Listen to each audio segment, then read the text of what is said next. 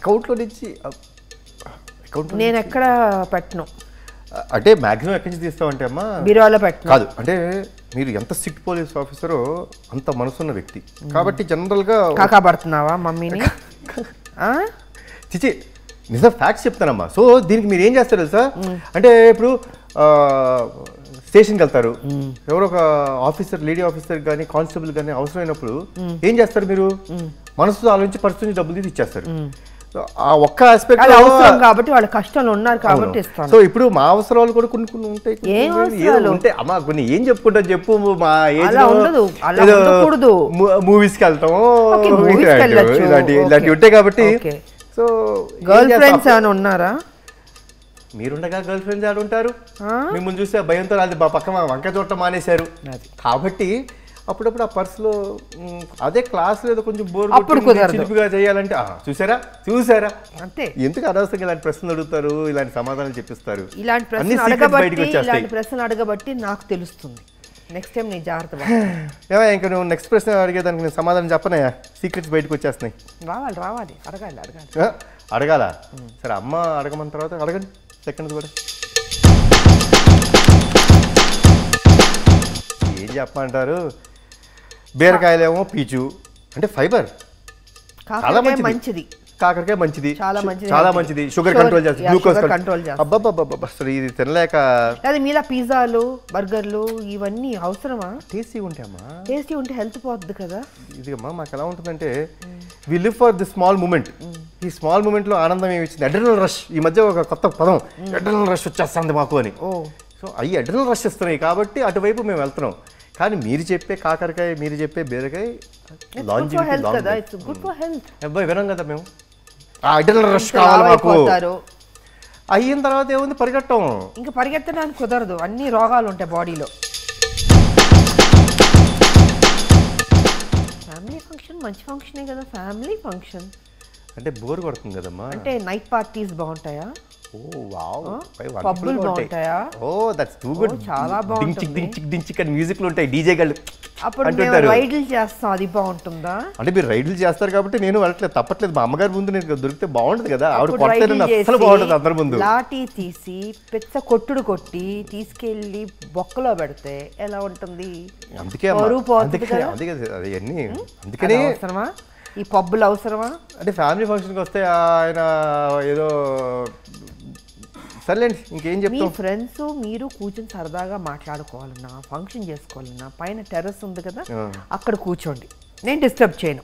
అంటే డీజే పైన పెడితే ఊరుకోరు కదా, కాబట్టి పెట్టేమంటాను నేను. అబ్బా ఇలాంటి మదర్ చేయకూడదని నేను కోరుకుంటాను. అసలు మీలాగా ఆలోచించి ఇంట్లోనే చేసుకుంటాయా అంతా అంటే అసలు బయటికి ఎందుకు వెళ్తామమ్మా? సో ఇలాంటి మదర్స్ ఉండాలి. ప్లీజ్ మదర్స్ కొంచెం మారండి, అంత అవకాశం ఇవ్వండి మాకు. ఇది చేస్తే టెర్రస్సే మా పబ్బు.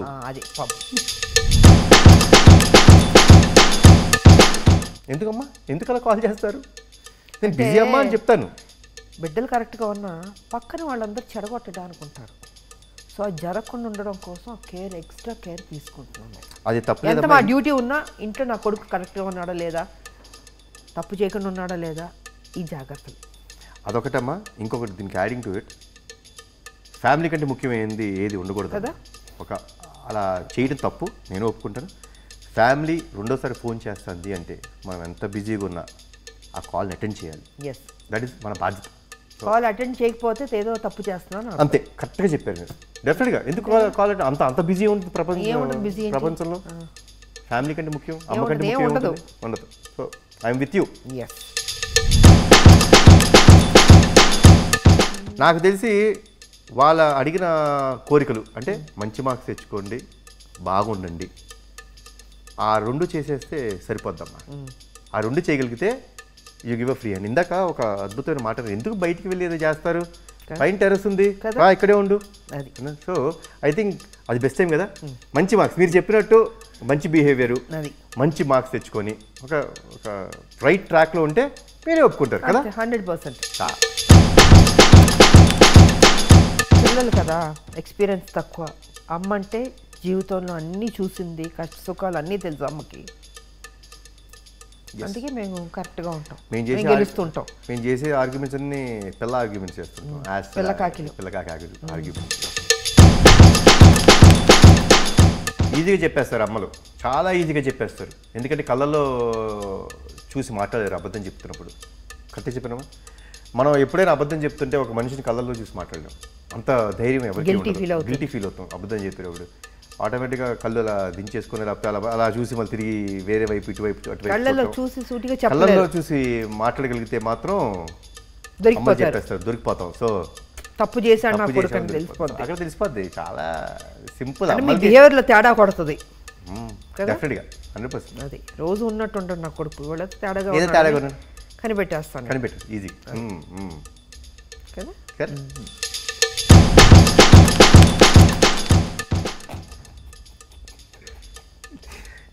ఏముందమ్మా, గర్ల్ ఫ్రెండ్తో మాట్లాడుకున్నప్పుడు ఏం చేస్తున్నాం? సో ఫోన్లన్నీ రెస్ట్ రూమ్లో ఉంటుందా? అది అసలు ఈ మధ్య మీరు భలేవారు. అసలు చిన్న మైక్ ఏదైనా పెట్టాలి నేను, అసలు ఆ ఫోన్ తీసేస్తే సరిపోద్ది కదా. 30 సెకండ్లు కూడా ఉన్నాం ఆ బాత్రూంలో, 30 సెకండ్లు కూడా ఉంటాం పొరపాటున ఆ బాత్రూంలో ఫోన్ తీసుకెళ్ళిపోయారంటే.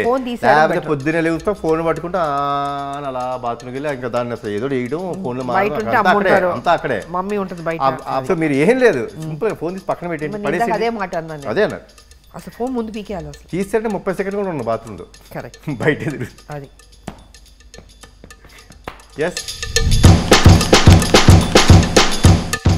వై ఏముంది, అడ్డమైన పనులు చెప్తుంటాడు అంతేనా? అడ్డమైన పనులు ఇది మరీ మమ్మీతో మాట్లాడకూడని మాట లేదబ్బా. అంటే ఏముంటుంది, ఫ్రెండ్స్ అడుకోవడం, ఇదిగో బీచ్ వైపు వెళ్ళిపోయి అడుగుతుంటాం, పిచ్చాపాటి కబుర్లు వారు పొరికిల్లా రోడ్డు పొరికిల్లాగా తయారవడం. పర్ఫెక్ట్ గా చెప్పారు. అలా పొరికే చెప్పిన రావడానికి ఏముంటుంది, అంత దేశంలో ఉద్ధరించే పనులు అయితే మేము ఏం చెయ్యం. జీవితంలో ఏదైనా సాధించాలని రాదా మీకు? అది ఎంతకాలం ఇలాగే పొరికిల్లా తిరుగుతారు? అది కసి లేదా, ఆ ఫైర్ లేదా మీలో? అంటే ఒక ఐడియాతో జీవితం మార్చేస్తున్న ఐడియాలో ఉంటాం మేము. అదే కష్టపడకూడదు, సింపుల్ గా అయిపోవాలి అన్ని. సినిమాలా కాదు.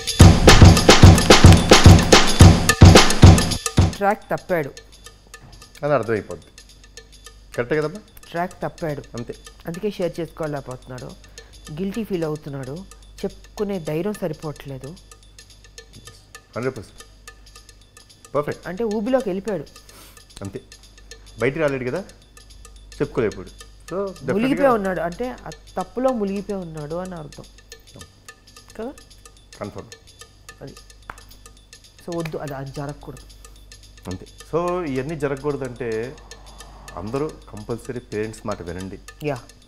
తప్పు చేయొచ్చు, నేను తప్పు చేయకూడదు, తప్పు చేయమని అంటారు, ఏదో అనుకోకుండా ఒక మిస్టేక్ జరగచ్చు, కానీ ధైర్యంగా ఆ తప్పుని యాక్సెప్ట్ చేసే ధైర్యం మనకు ఉండాలి.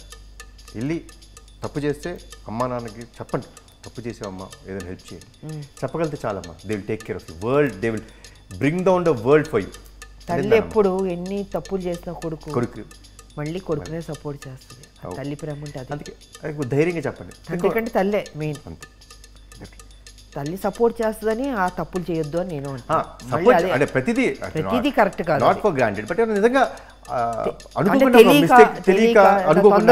సర్కమ్స్టాన్సెస్ వల్ల అయితే మాత్రం ధైర్యంగా వెళ్ళి చెప్తే వాళ్ళు ప్రొటెక్ట్ చేస్తారు, అంతే కదా, బయట వేస్తారు. అమ్మ ఇప్పుడు దాకా మనం చెప్పింది గూగుల్లో మోస్ట్ సర్చ్డ్ ఇవన్నీ జరుగుతున్నాయి. అసలు ఇవన్నీ సర్చింగ్ చేసుకొని ఇలాంటివన్నీ చేయకోకుండా ఉండాలంటే ఒక కొడుకుగా నేను చేయాల్సింది ఏంటో తెలుసా? అమ్మ చెప్పిన దారిలో వెళ్ళటం, అమ్మ చెప్పిన మాట వినటం, ఒబీడియంట్గా ఉంటే చాలు. ఇలాంటి సర్చింగ్లు ఏమీ చేయక్కర్లేదు, అంతే కదా. అంత పర్ఫెక్ట్గా life will be great.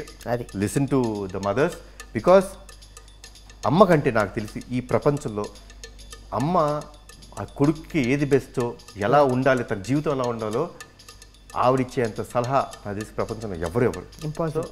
Follow what your mother says and you'll definitely be in the best path. మీరు చెప్పిన అన్ని ఫాలో అవ్వగలిగితే చాలు, will be in the best path. హ్యాపీగా ఉండొచ్చు లైఫ్, ఏ టెన్షన్ లేదు. అలా ఉండండి.